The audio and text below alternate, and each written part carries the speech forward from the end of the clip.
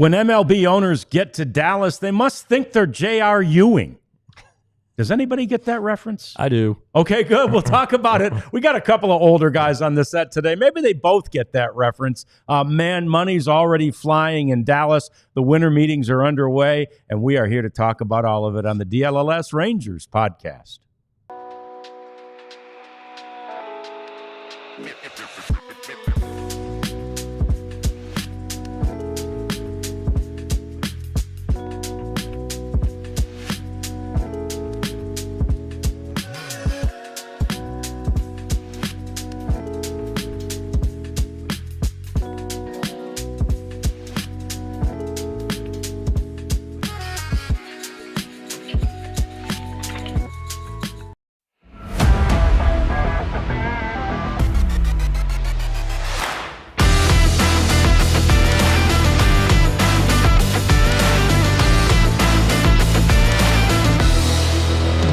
Yeah, what do A-Rod and Juan Soto have in common besides both played for the Yankees?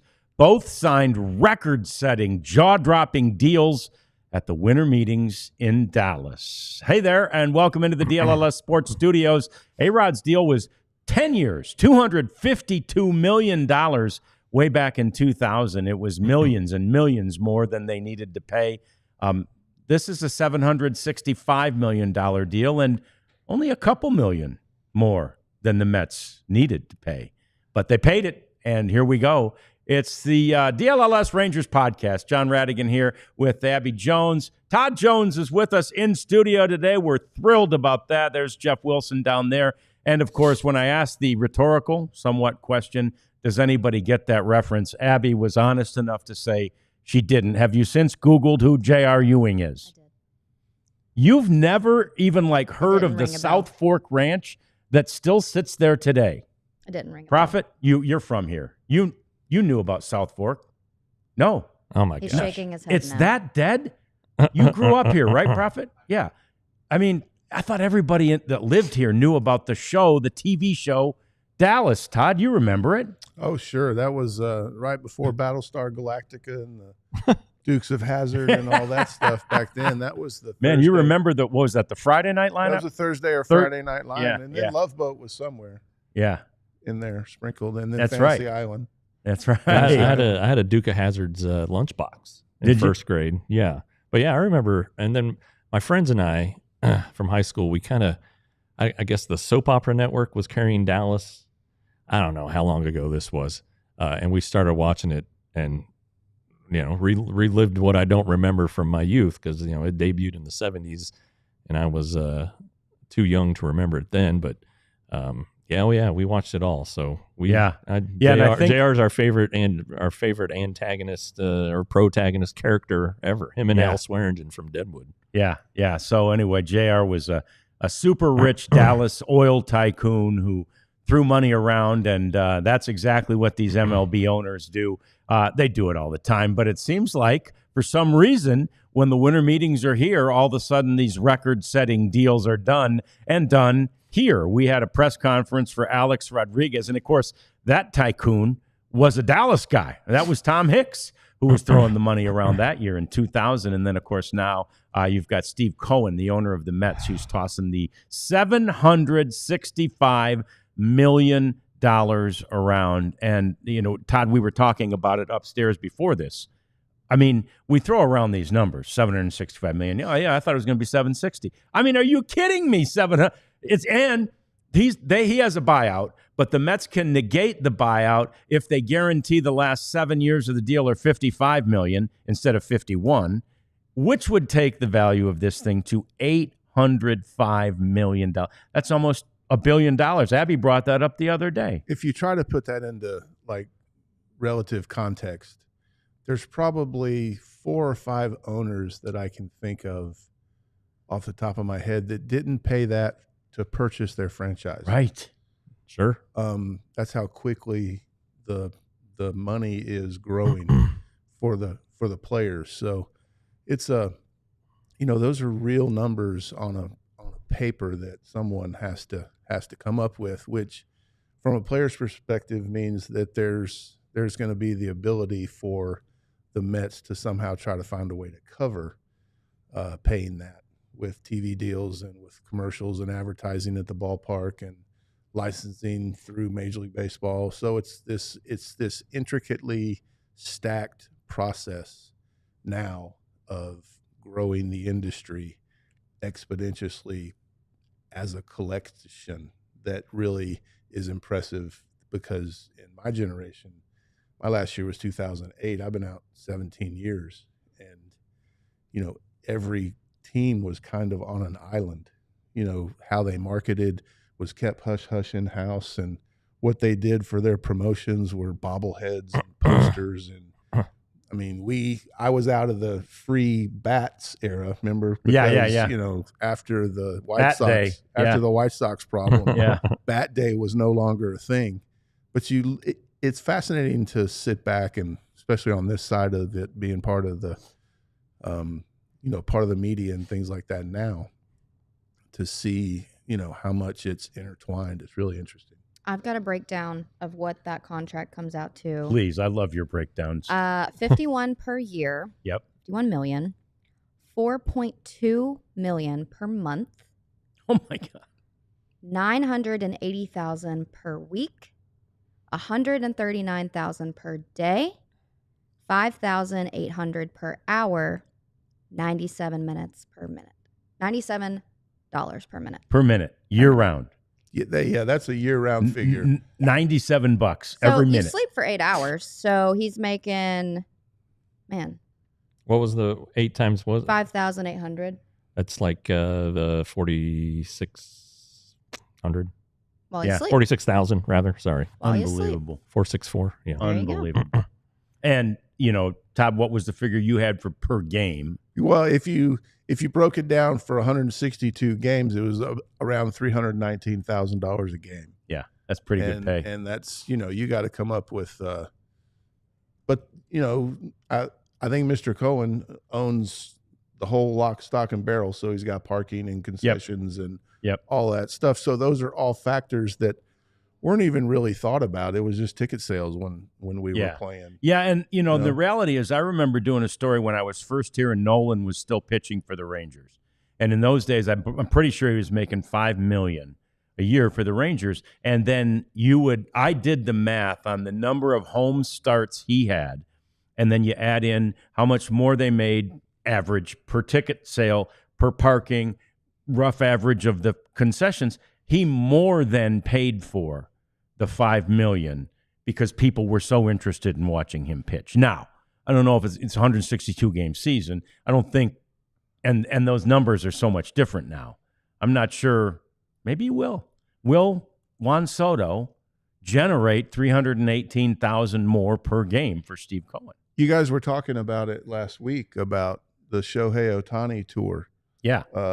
They're selling T-shirts now, like when he's going to be in town, when he's coming, and things like that. And the organization, the manager is going to have to announce off days for Soto, just like they did McGuire and Sosa during those days. But it's an interesting dynamic, because it's going to take everything that Major League Baseball has got to be able to cover these payrolls these days. It's I don't know where does it end. I remember, and you might remember this. I don't know, 80s, maybe early 90s. Sports Illustrated had the cover of what everybody was making, and mugshots. It was an iconic issue, and it was like, where does it end? Well, it's like, it's still the question, 30 or 40 years later, where does it end? And with baseball, I don't know that it does end. The union's so strong. We just got through a lockout with the owners and the players. This is probably Manfred's last CBA that he's going to be doing. So there's going to be a new commissioner here in 5 years, let's say. Where does it end? Does it end with a salary cap? Does it end with a floor, a bottom level? Well, and if you have a bottom level, do you suddenly have to have a top level? So I don't know, but who would be the next $1 billion player? I don't know that there is a guy who just turned 26, who's had so much success and is hitting free agency so young, and now if DH in both leagues can theoretically hit forever as long as he stays in shape. So I don't know where it ends, but I don't know if there's who's the next phenom that's going to get the huge deal. Well, maybe I his saw last name. Vladdy is- Maybe his last name could be Holiday.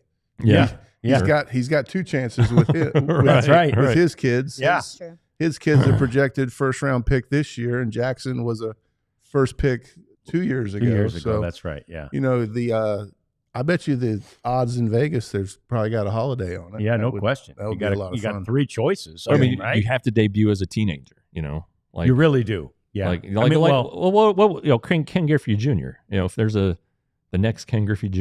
You know, Right. I don't know, but amazingly, in Soto's year, there were basically 2. yeah, Right? Him and Acuna, yeah. Yeah. I mean, Acuna's been battling injuries pretty much. But he signed his extension, and it was nowhere. The Braves didn't let him get free agency, yeah. so that's another thing. You know, That's huge. Yeah, it is huge. You've got to, I mean, again, that's why teams try to lock somebody up early.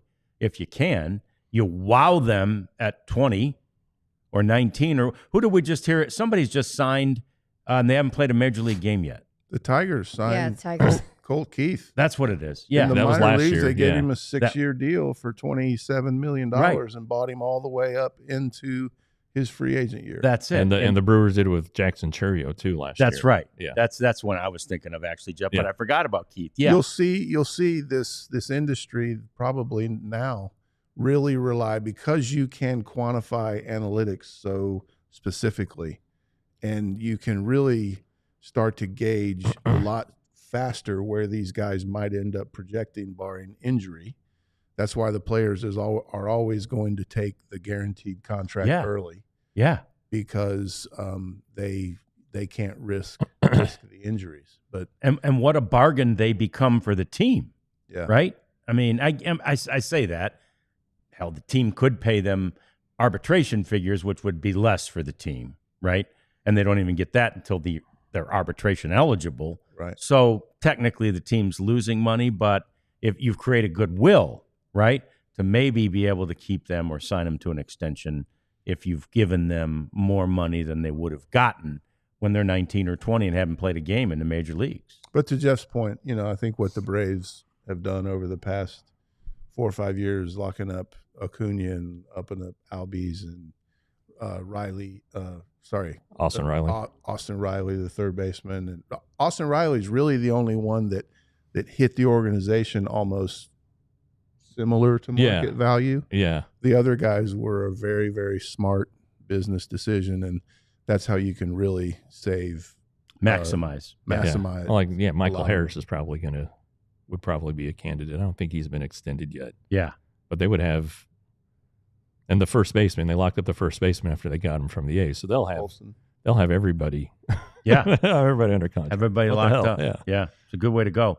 All right, a couple other things that have already happened. We don't have much time. Michael Conforto signs a 1-year, $17 million deal. Yeah, I thought the Rangers would really be heavy players for him. 1 year, 17 to go to the reigning champs in a division he knows well. I think some of it's deferred. You know, it's just the Dodgers' way these days.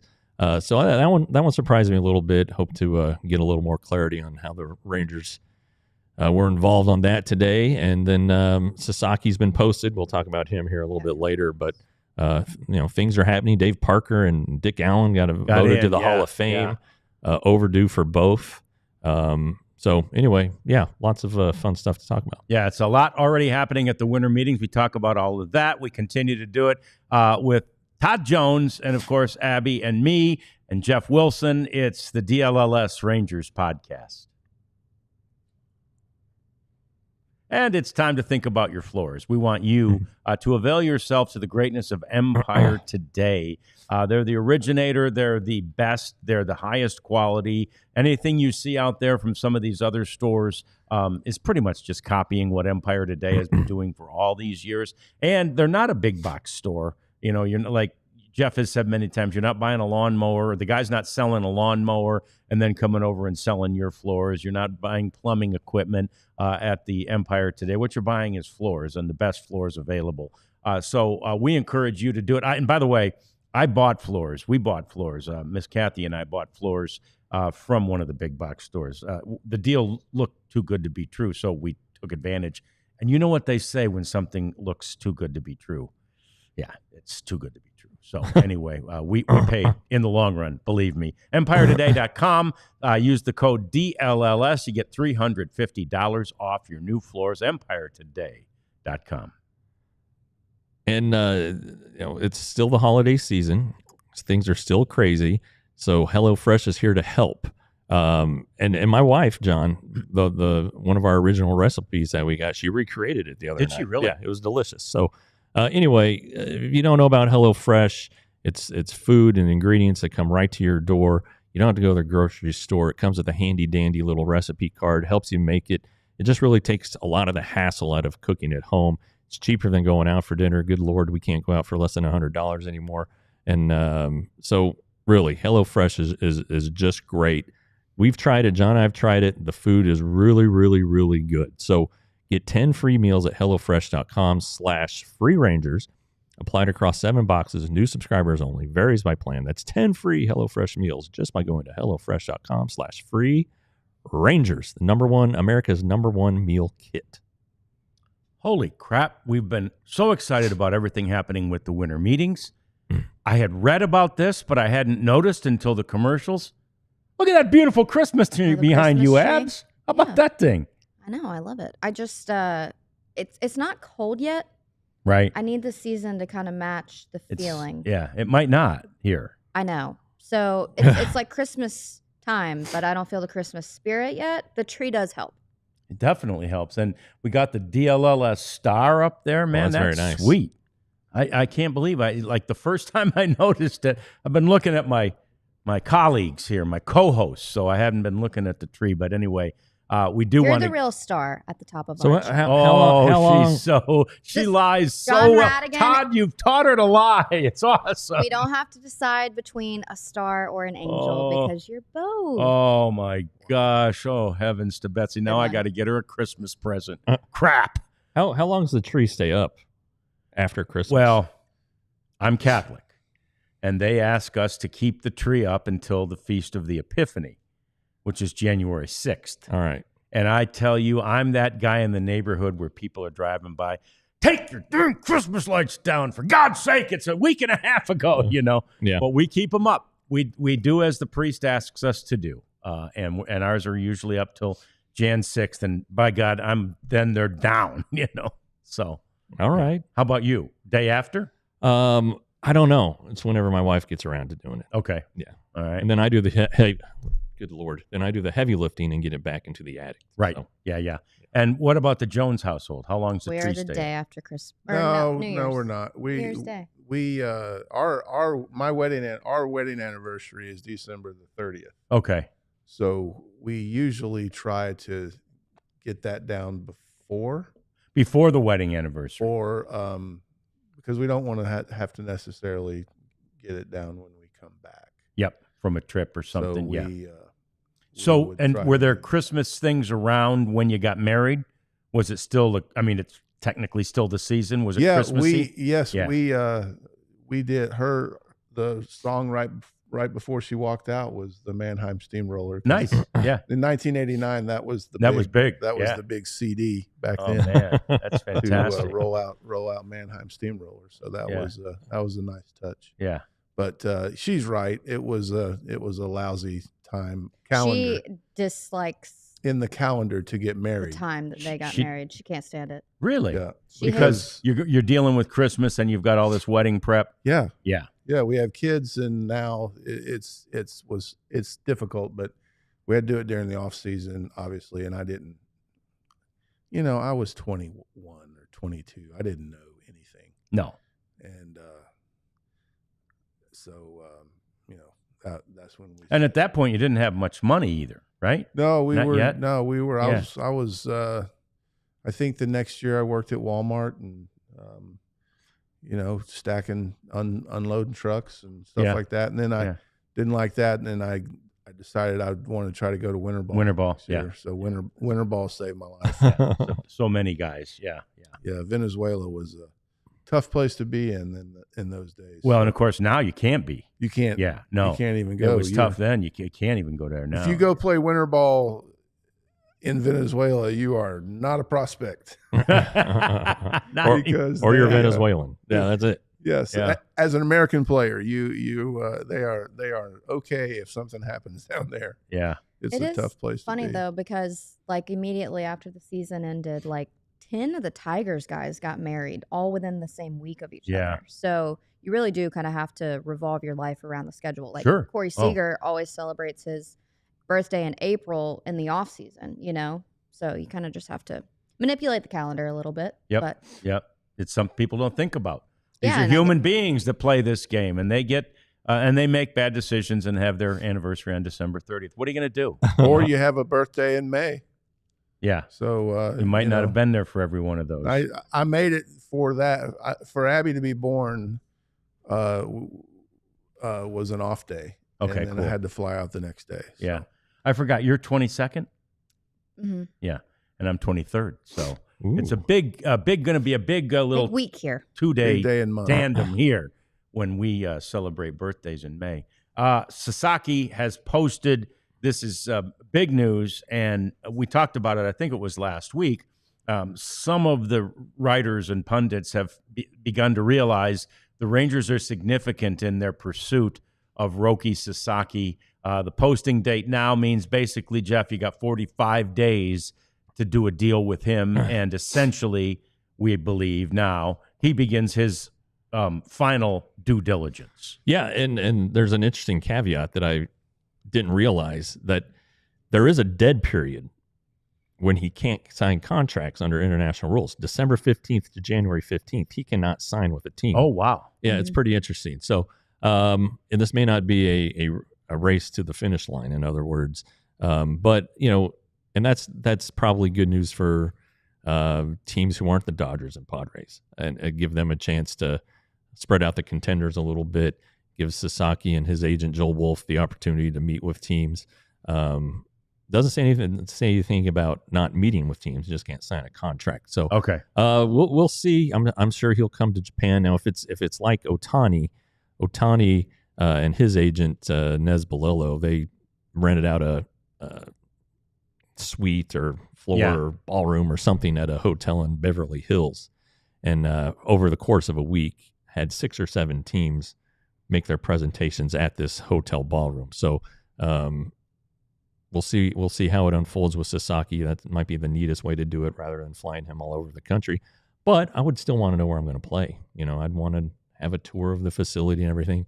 And if that's the case, then that's advantage Rangers, because there's no clubhouse that matches the Rangers clubhouse. Not even close. There just isn't. So we'll see how it plays out. But yeah, I wrote something yesterday at last night at DLLS.com/Rangers about.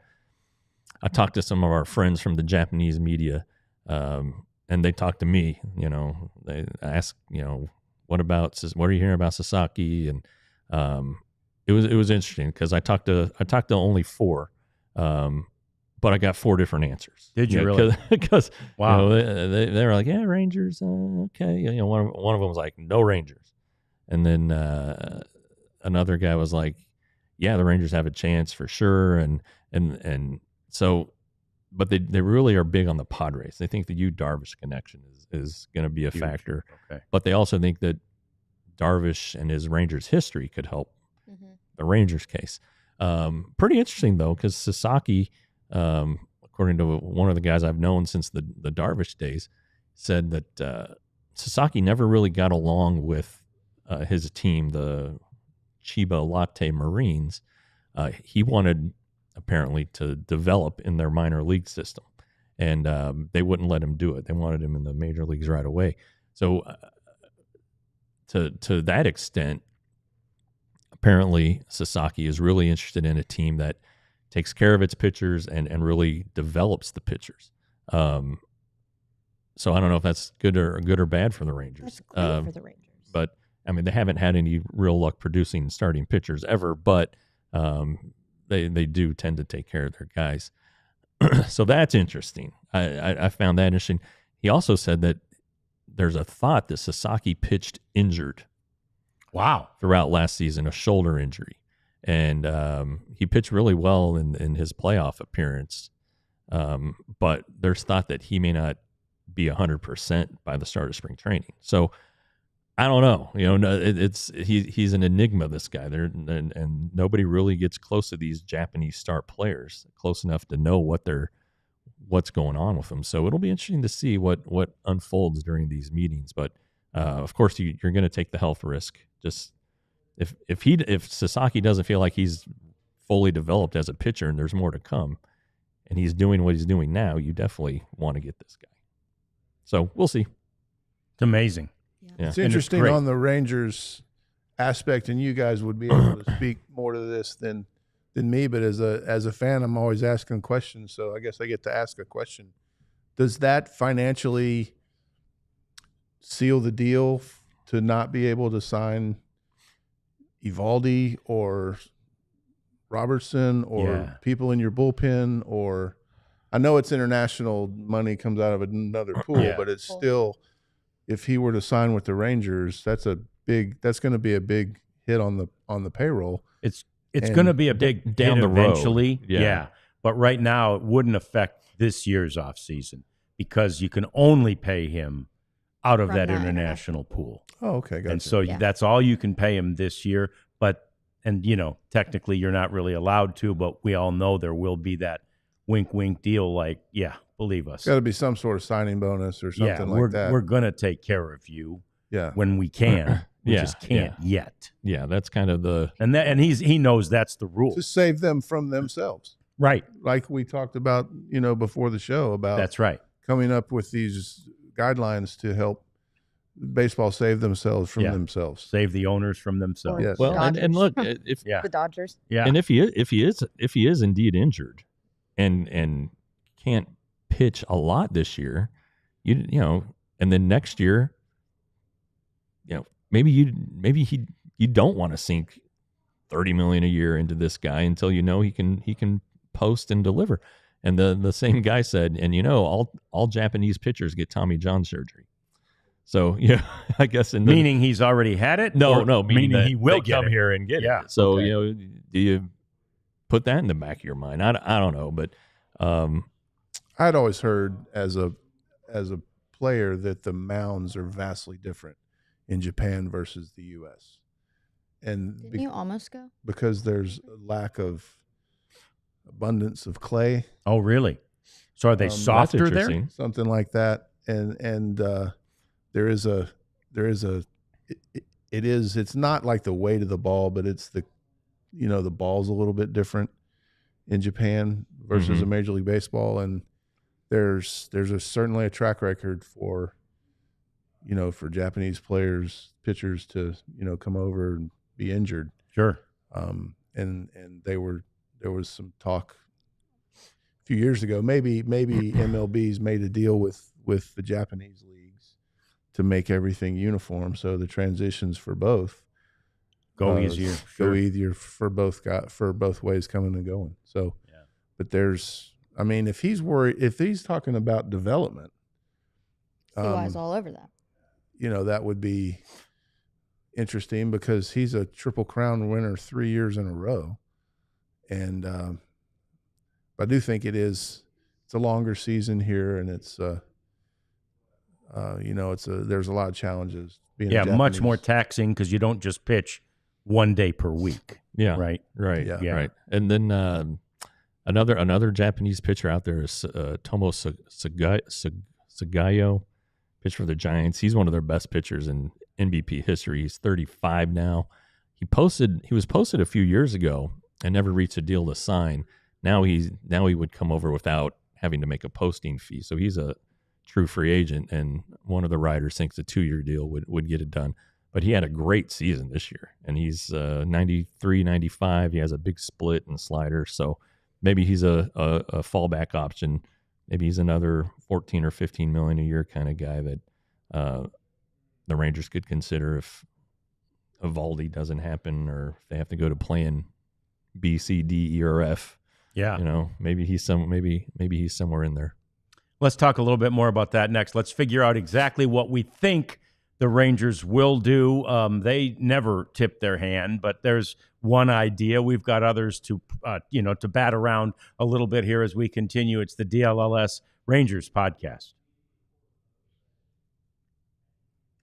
First up, Shady Rays. It is sunny in Dallas. Did you forget your sunglasses this trip? I did. I might have to get you a pair of Shady Rays. I would enjoy a pair of Shady Rays. They are durable because Rad's lost his in his car. Beat the crap out of them. And they're fine. Yep. They even have a scratch. Not even a scratch. Not even a scratch. So they're fashionable. They are affordable. Rad's likes to say cheap. I like to say affordable. They also have your favorite team colors. So if you want to do the Texas Rangers powder blue and wear those on Sunday, have at it. Shady Rays, our friends hooked us up all here. We all love our sunglasses. They make a great gift. And then they have a money back guarantee. They also have a protection plan. So if anything were to happen, they will just send you a new pair or reimburse you, whatever you want. But 35% off. Use the code DLLS. Look sharp, feel good, and enjoy the sunshine. Yeah, and you guys missed out on our sweet ass deal. Become a diehard member for only, what was it, $36 for 36 hours. Rads was teasing the other day that another deal might be coming, but for anyway, $79.99 is a deal to become a diehard. You can do so at ALLCITY.com/join-diehard. Gets you access to all of our stuff, every written piece that's behind the paywall, whether it's Rangers, Cowboys, Stars, or Mavs. You get access to that. You get a free shirt. I have now at least 10 DLLS shirts and 3 more coming, I think. And then I'm pretty sure I'm getting some other ones for Christmas. So I'm pretty much going to be decked out. They only make 15. So, yeah, so I'm gonna be good. Yeah. Anyway, go to like I said, alldlls.com/join-diehard to become a diehard member today. Prophet, did you make the little banner across the bottom of the screen with the winter meetings on it? I think it's like company-wide. Company-wide, okay. It's beautiful. It looks really good. Just a little spark for winter It makes me meetings. cold. I'm Right? going to give Elijah credit, though. 65 degrees today, and I've got the shacket on because I see the winter meetings thing. You know, I'm cold. It is a little chilly in the hotel. Is it? Okay, good. I'm glad I got the shacket then. Like in the media room, it's a little warmer, but outside it's a little chillier. And our table for when we're recording interviews is in the outside. It's not like outside, but it's not in the media room, so it's a little cooler. They got the ice rink over there again? I don't. They have a Ferris wheel. They have a Ferris wheel, and they have inside. They have like a little slide. Nice for the kids. Okay. This is my very first winter meetings. Okay, and I was pretty. It was pretty amazing to see what's going on, and then I got the time slots when all the managers are coming out, and it's almost feels like a carnival, like a Comic-Con. I was explaining it to my wife last night about this thing kind of feels like a Comic-Con. It's huge. Yes. And you walk down the road, and instead of seeing a stormtrooper, you see AJ Hinch, or you see a general manager, or you see Jason Stark, or you see these people, and you're like, whoa, that's weird. Or like all these worlds are crashing. There's farm directors, and there's scouting directors. There's major league staff and front office, and it's like a baseball, like, just if you wanted to just nerd out and just come and hang out in the lobby and just catch a glimpse and watch them do MLB Network and watch them do y'all's show too, and MLB Radio, things like that. It's a really cool thing. It's a massive production. It really is, and it's big. I mean, we all hear the headlines are all the MLB things that happen. Man, the minor leaguers, this is a big deal for, people in minor league organizations from around the country every year. And like all of baseball is represented at this thing. With the Rule 5 draft coming up. And that is one thing that I have to give credit to Rob Manfred's team a little bit about making these things that weren't really things. Yes. Things. Yeah. Like All-Star games have red carpets, and then there's the draft, and they're parlaying the winter meetings into the Rule 5s, like they've done that for a while, but they're gonna like present it. They're gonna have like this not so much like smoke and lights No. and things like that, but it'll be like a presentation, like a production, and it's a good way to keep baseball in the headlines in the off season, and MLB's all over it, because the NFL, they're probably like the blueprint on how to do. Sure. Well, the winter meetings are these are nothing compared to Nashville, because Opryland in Nashville, the Gaylord there is just massive. Mhm. You can get lost. Different color carpet It's just to head different Yes. directions. You just follow the blue carpet. It's just nuts. Huge.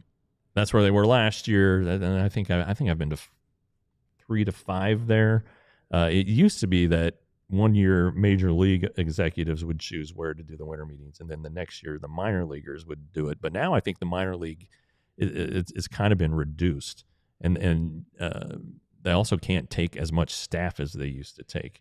So but I mean, it's still a huge deal for them, because they'll have the affiliate dinners and whatnot. But really, it's kind of been crowd control, because it's not as crowded as it used to be, but still, it is baseball's marquee off-season event, if you want to call it that. Keeps MLB in the headlines, and because these off seasons now stretch. I mean, players don't sign until spring training now, so you gotta gin up some news somehow. Well, if you allow me to bring up a first world problem.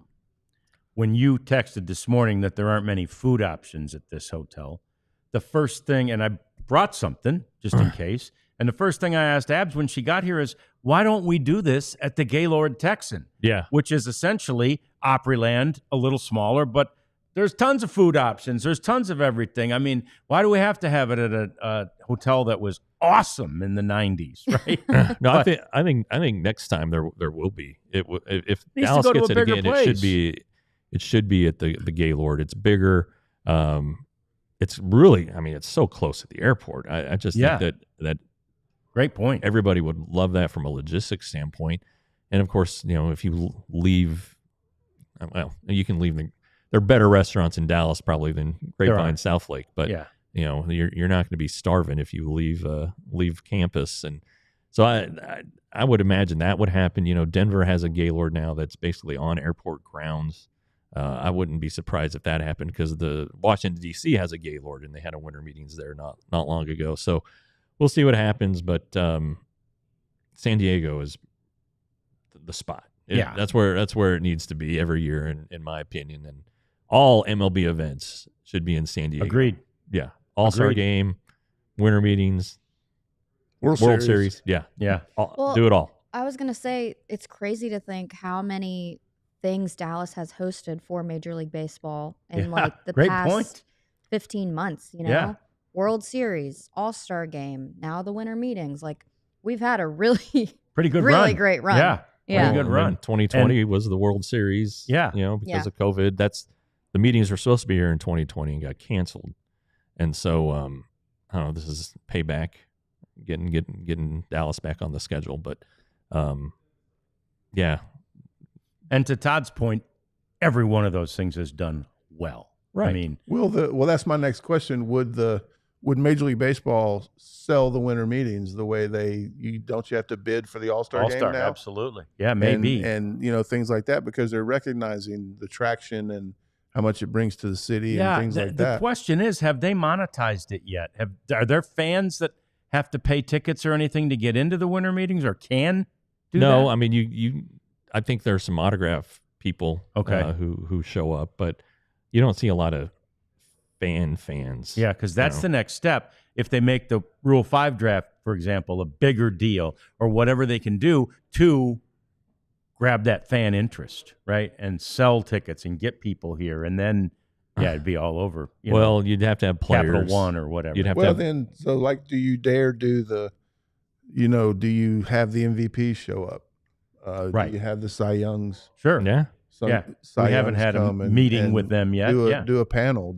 Yeah. Have a presser for all the award winners. Yeah, that's a great idea. It's interesting. All right, what are the Rangers going to do during the winter meetings? We don't know for sure, but we do know this. It starts with pitching, and Abs, they need it. It's not like they don't have enough pitchers. It's just that they don't quite have enough pitchers to take them to maybe that level, right? That we all enjoyed so much in 2023. Correct. You are waiting on Nathan Eovaldi, because if you take a look at the starting rotation now, it's Jacob deGrom, Tyler Mahle, John Gray, Cody Bradford, Kumar Rocker, and Jack Leiter. 4 of those 6 have a long history of injury, and the other 2, Rocker and Leiter, have a combined 9 big league starts. Right. So if you have the inexperience, you can't have the injuries as well. You really need a guy that's going to be able to do a decent bulk of innings pitched this season. Nathan Eovaldi, 150, led the Rangers with most innings pitched last season.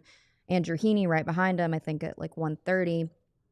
Those guys aren't on the team as of right now. And then, especially with Jose Urena, he was a massive piece for the Texas Rangers. 109 innings out of the pen. He is somebody that, if you're going to have injury, is essential to that bullpen, a big piece that I think the Rangers need to fill.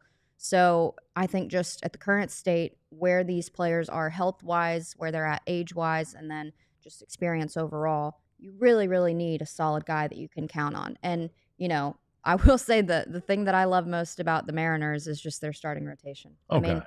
The innings that they're able to get out of their guys, it's just reliable through and through. It'd be nice if the Rangers, could have some peace of mind about their starting rotation. I would add Kumar Rocker to the injury history list. Yes. True. There you go. That's he's coming off of Tommy John. So and now we're talking 5 out of 6. His draft. His And then is initial Jack time he was Leiter really a drafted was a starter? shoulder injury. So, yeah. Yeah, there's a lot of gaps. No, and it's amazing, Abs, is, that rotation that the Mariners have, the Rangers have been striving for forever, right? And recently, like the acquisition in 20 of Corey Kluber, or late 19, whenever they ended up getting Kluber, right? Late 19, yeah. That was another time when they felt like, okay, we're right here on the precipice of having this unbelievable rotation, right? They still had Minor. It was going to be Minor, Lynn, and Kluber.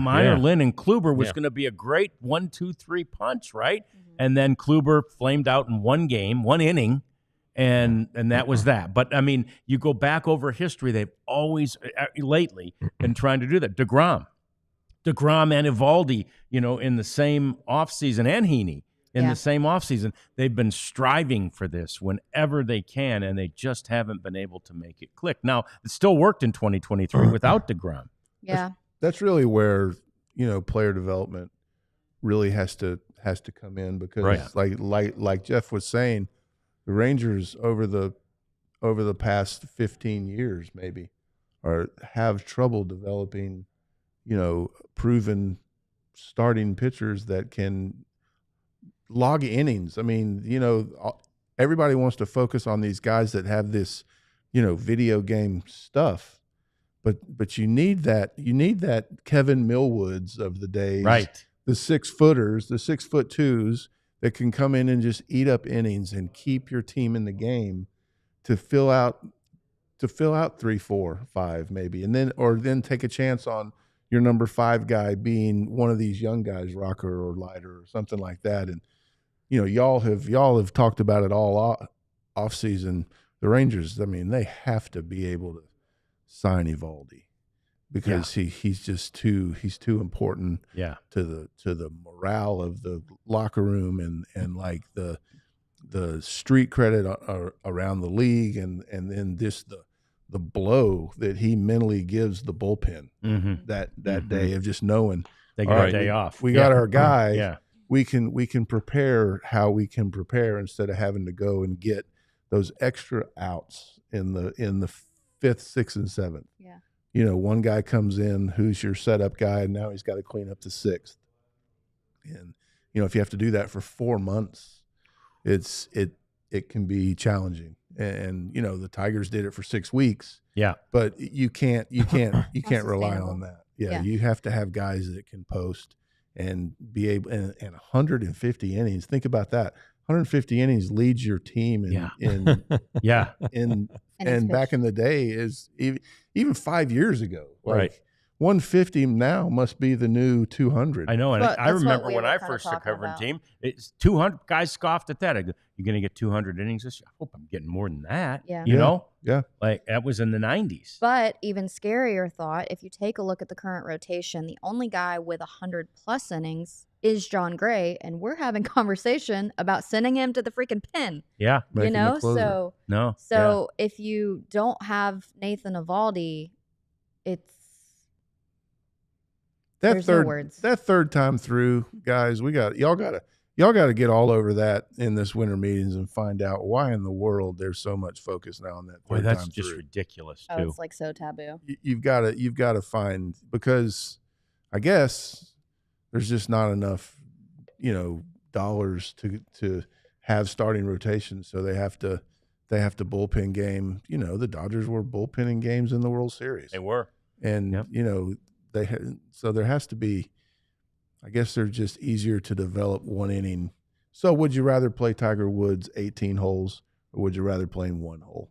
Right. Yeah. That's what you do when you look at a reliever. Yeah. Relievers are easier to develop because by the time they realized that I didn't have anything that night, game was over. Yeah. Because I had to, I could leave a sinker over the middle of the plate. They hit a rocket to the shortstop and then 2 fly balls and the game's over. Sure. And like, man, he was terrible. Hey, pass the soap, will you? 'Cause Yeah. I got to get a shower. Yeah. Did you ever have any experience in your career with DeGrom's coming back from Tommy John and just, kind of what this year will look like for him, like playing with a guy of that caliber coming off of a injury? Well, I mean, it adds it gives you a whole cup of hope. Yeah. When you show up in spring training and you see, Jacob DeGrom walk through the locker room, not with double ice on, and it's February.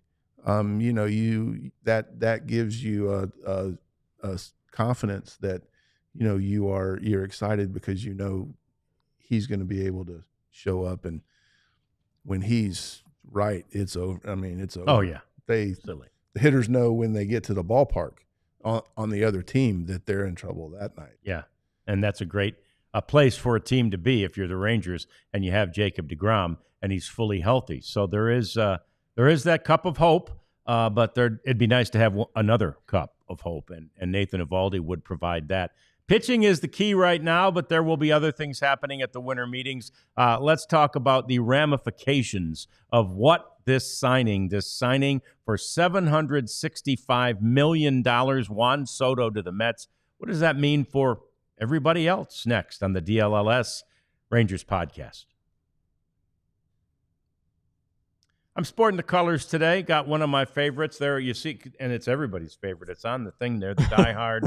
John, I'm wearing the same one. Are you really? Yeah. Yeah, we're twins. We got the memo representing the new organization, DLLS. We'll let everybody at the winter meetings know it's a cool place to be, and it's a cool place to work, and it's also a cool place to represent by wearing all of this merchandise. We encourage you to go to store.allcitynetwork.com and get yourself some gear, because it's really, really good stuff. As Jeff and I have said, I think I have 8. Jeff's about to have double the number that I have. Yeah, I'm out of control. Yeah, he's crazy. But I am getting I'm getting the fake sweatshirt. Abs and I both are. They misprinted on one of the. I got like the Philly skyline and DNVR or something, and they can't sell it. Basically, we have the Yankees won the World Series. Yeah, we got that. So you know what that means? You know what they usually do with those shirts, Abs? They take them to the third world, and people wear them. So we're third worlders, you and me. And we'll be proudly sporting the DNVR shirt, that hoodie that has the Philly skyline or whatever it is, however the mistake was made. But anyway, store.allcitynetwork.com. It's fantastic gear. It's soft, it's comfy, it's washable. Get yourself some merchandise today. Go ahead and sign up to be a diehard while you're at it. $79.99. Why you want to do it is, I think, if we do an event, you get 20% off. So you'd be paying yourself. That's number one. Then you get a free t-shirt. You get 20% off of merchandise. And then you get exclusive content. So again, some breaking news probably going to be happening. I'm not sure for the Rangers maybe over the next few days, but we'll see. If so, we will have the first scoop, and you can read Jeff's articles behind the paywall Sign up today, DLLS, and join for $79.99. Yeah. It's a great idea. We appreciate you. We appreciate it. So I think the biggest question becomes with the Soto signing in New York, but not with the Yankees. What do the Yankees do? Yeah, well, I think now a lot of dominoes are gonna fall here. Maybe not at the meetings, but relatively quickly. Like, all right, Anthony Santander, Teoscar Hernandez, Alex Bregman is another biggie. I mean, they need a third baseman. That's a big one for the Red Sox. Astros might have trouble with that one, but things should start moving now, at least on the position player side. I don't know why the pitching market's moved. Blake Snell. It has, out but there. I wonder if this takes Corbin Burns to a new level now that the Yankees have more money to spend. No, that's a good point too, and like going back to 19, that's what got Anthony Rendon to the Angels is when Garrett Cole signed with the Yankees, and Artie Moreno was pissed off, and so he spent a little too much on Anthony Rendon, or way too much, depending on what you think about that. But the chat's been pretty active here with stuff, and with Conforto gone. Ethan asked about Max Kepler. I think that the Rangers would still rather have Jock Peterson. I think he came back with Jock Peterson too, or Rarities did. Anyway, I'd say it moves to Jock Peterson now. The Rangers want a left-handed hitting outfielder. Try to get him. We all love the idea of Jerks and Profar coming back. That'd be a multi-year deal. Coop remembers Jerks and former top prospect and all the woes he had with the Rangers to start his career. Great kid. Great. He's not a kid anymore, though. He's No. like 32. Yeah. Unbelievable. And also, really, the elephant in the room for the Mets is what do you do with Alonso? Sure. Right. Absolutely. Another one. Yeah. And I think you move on from Alonso. Sure. And let him possibly sign someplace else because, he's a guy that's. I mean, at the end of the day, he hit what 220. Right. So a 10-year deal for a guy that's. I mean, he's certainly somebody you pay attention to when you're looking at the lineup, but he appears to be manageable to pitch to. So, right. But they need to sign a bat, though. Right. I mean, you gotta have somebody protect Juan Soto. I mean, it just seems like you would want a 1-2 punch. Yeah. And I'm not that familiar with the Mets lineup, but they don't have like another 40 home run hitter. There's only one in my mind. I mean, this is the Bonds conversation in our day. When we were covering him. There's only two people that can cover Soto, and it's Ohtani and Judge. Wow. Yeah. I don't think there's anybody in the game that everybody's going to take the other guy. Yep. Instead of pitching to Soto. Sure. Because he's just head and shoulders that much above, in my opinion, except for those two guys, the rest of baseball. And I don't know if it matters who you got, because it would have to be a culmination of, 5 or 6 Confortos or like really good everyday players to be able to like attrition wear you down to where you would pitch to Soto. But if it's how it is now, if it gets to be a part of the game, and Soto will take the walk, I guess. Yeah, I mean, he's an on-base machine. He is. There's no doubt. But to your point, because I was just reading this weekend that he had a record-setting year for getting on base, right, in Major League Baseball, best ever. But he did have Aaron Judge covering him, right? So maybe that's one of the reasons he was able to get on base so much. Yeah, and you saw it in the playoffs. They focused so much on Judge that they Soto might just be that dynamic of a special bat to ball instinct hitter that there were places you could pitch Judge where there really may not be as many places to pitch Soto. Sure. Yeah. But boy, a lot of those 3 guys, I'm glad I'm on this side of the microphone. You don't want to pitch to any of them. Those guys are not fun, I bet. Yeah, no. Yeah, so it'll be a very interesting, off season now as it progresses. To your point, Jeff, I think Alex Bregman might be the happiest guy in the room, right? Because the Yankees have a lot of money to spend, and they're probably in the market for a third baseman. Yeah, and keep in mind that Boris represents Bregman. Yeah. And so while he's having all these conversations with these teams about Juan Soto, he's also talking about Alex Bregman. Sure. He's talking about all of his clients. So there could be something that happens kind of quick with that. I'm not saying that's going to be the case, but the groundwork's been put down, and maybe the Red Sox, when they inform Boris, hey, we're out on Soto, but we'd like to pick up where we left off with Bregman.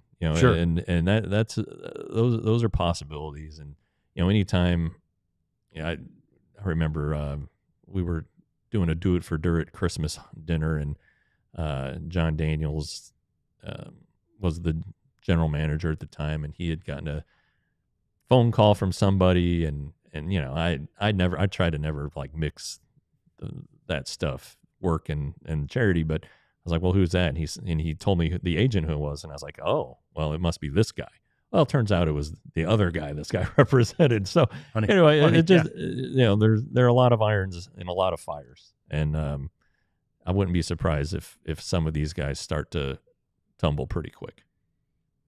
The Rangers apparently are close to a TV deal, which means they're going to get money, right?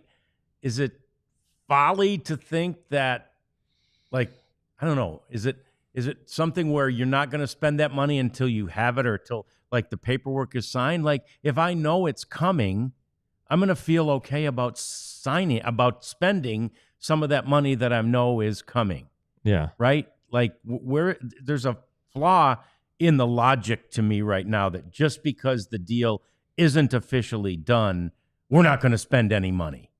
Right. I just don't know that they know the total deal, right? I mean, it seems like they're piecing this thing together, distributor by distributor, advertiser by advertiser. Now, if they have deals done, if they're ready to announce something, then yeah. But it's like buying a player on credit, Right. But again, maybe they're putting them on layaway. I don't know.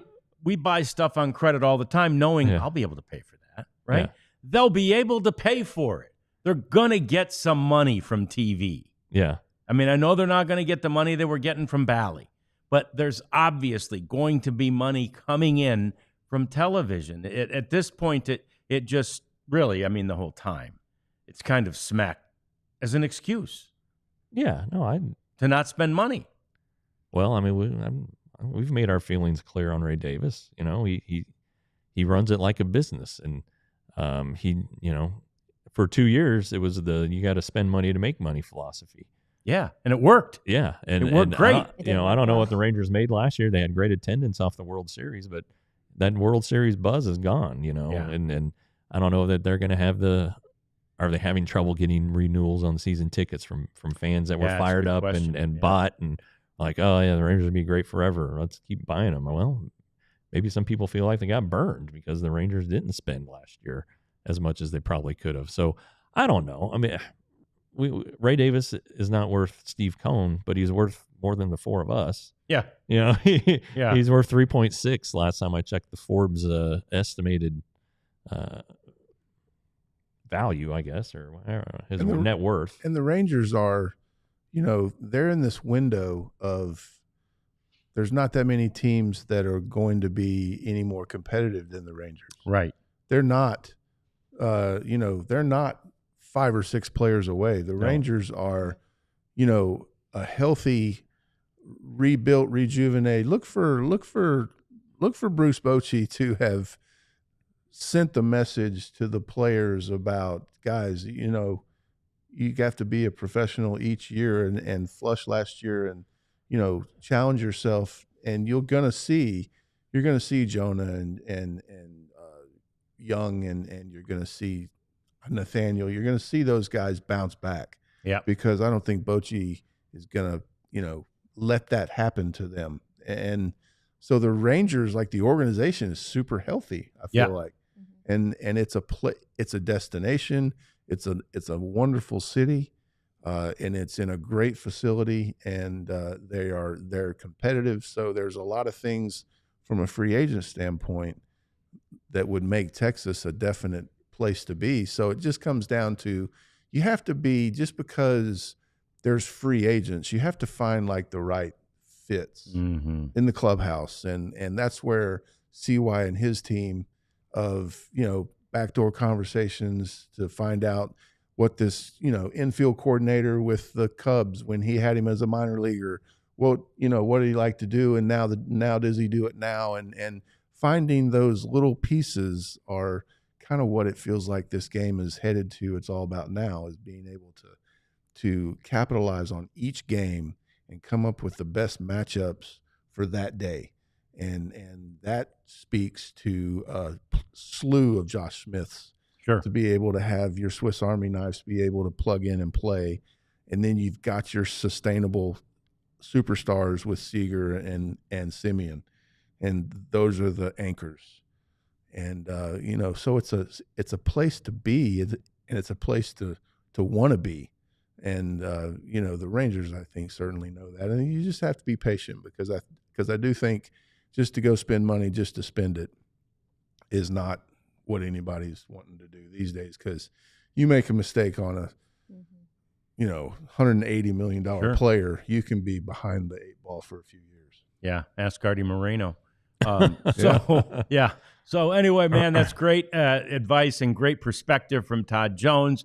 We got to get out of here because we're headed to the winter meetings over at the Anatole, and we're back tomorrow at 9:30.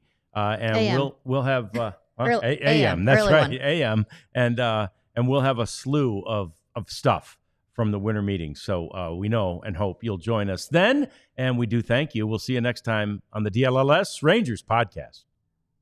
We all silly like the mayor.